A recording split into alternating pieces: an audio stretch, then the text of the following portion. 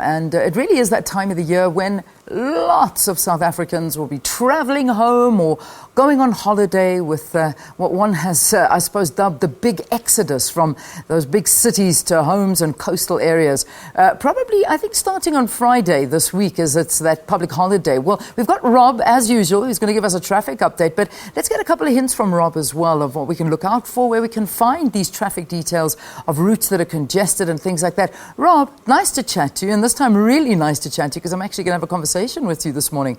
This is great. I think people think you're an automated robot that just gives traffic reports. Yeah, no, I'm real. I'm here. I'm real. I'm so glad to hear that. Rob, talk to us. I mean, we haven't seen, have we seen too much of a big exodus as yet, or is that big one coming on Friday?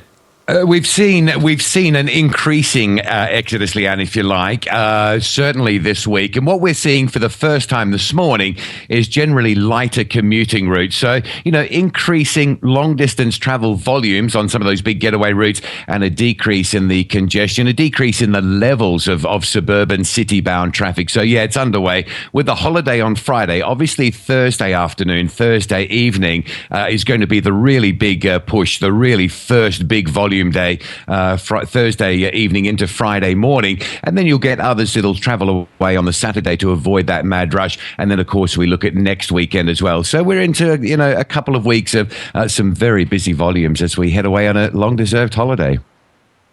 I mean, it really is. But let's break down those busiest roads. Which ones are there? I mean, over this time of the year, there's obviously those roads, particularly, I imagine, going down to Durban, going to the Cape and those areas. Which are those roads that really are the busiest at this time of the year and we should watch out for? You know what? The one that we really overlook is the N1 from Joburg going through to Limpopo. That carries some very, very big volumes these days, up to Polokwane and up to other towns around the Limpopo province. So the N1 out of Pretoria, we'll see some very big volumes there.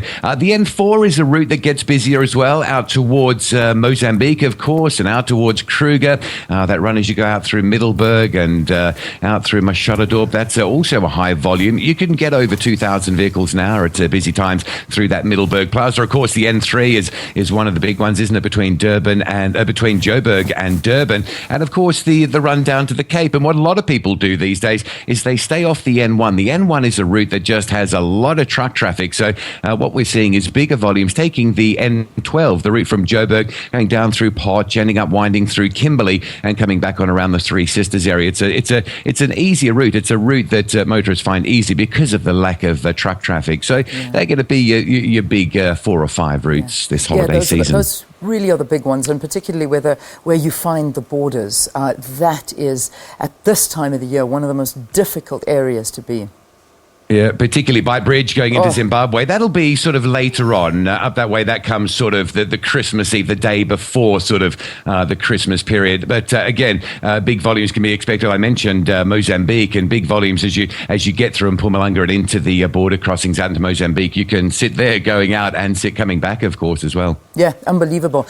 Rob, to find information, because I think that's what people really want to know, and I know that you've got an exceptionally active Twitter account and you're constantly reporting on what's happening on the roads, but where can people go? I mean, when they're planning their journey, what's the best way to plan for it?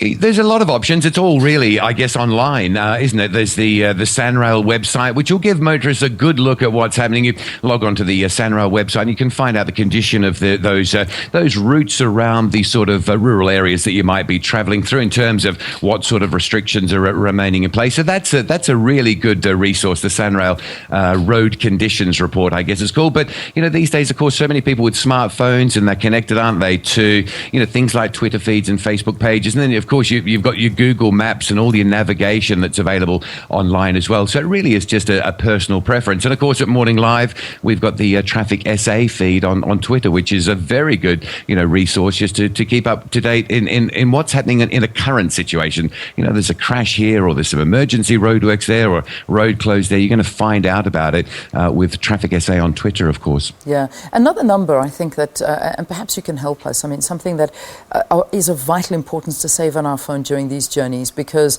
you may witness an accident, you may be a part of an accident. Emergency numbers to keep on speed dial for any eventuality.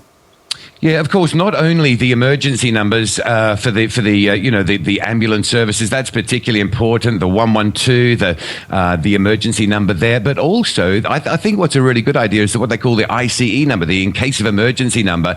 You save that on your phone. That's your sort of next door kin, or that's the people that someone looking through your phone at the scene of an accident and wants to reassure relatives that you're okay or otherwise.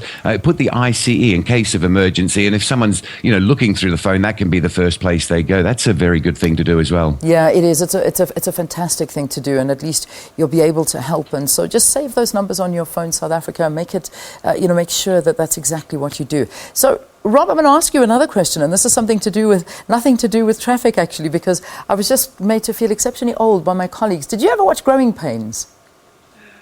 It was around it was around my era. It's not a show that I watch, but I do know of it. Let's put it that way. But didn't watch it. You didn't watch it was a while ago, wasn't it? I'm not sure what's wrong with everybody this morning. I can't believe that nobody is understanding the infatuation with growing up and watching Growing Pains. But it was, it's the passing of Alan Thicke, the dad in Growing Pains, which is a big thing. But I got a lot of people talking about it on Twitter, so I've got some people on my side that used to watch it and devotedly run to that television once the test pattern had ended. It was fantastic in the 80s. Yeah, it was a popular show, wasn't it? Very, very popular all across the world, really, not only here, yeah. It really was. Now, here's a question that I think everybody wants to know coming from Rob Byrne. Does Rob Byrne ever go on holiday? Does Rob Byrne ever take time off? Yes, he does. Rob Byrne is going on holiday. We every year just pop up to a beautiful little spot, which of course I must keep close to myself, close to my chest, because it's one of those just isolated little areas just outside Cape Town. Wouldn't like to tell everyone where it is because it is so beautiful, and we'll get big numbers. It's just a lovely little bay that we disappear to over Christmas and New Year and just relax. It's beautiful. It's about an hour and 20 minutes out of Cape Town if you want to have a guess at where that is. Lovely. That's awesome. Awesome. Well, listen. Have a fantastic one. I know we're not letting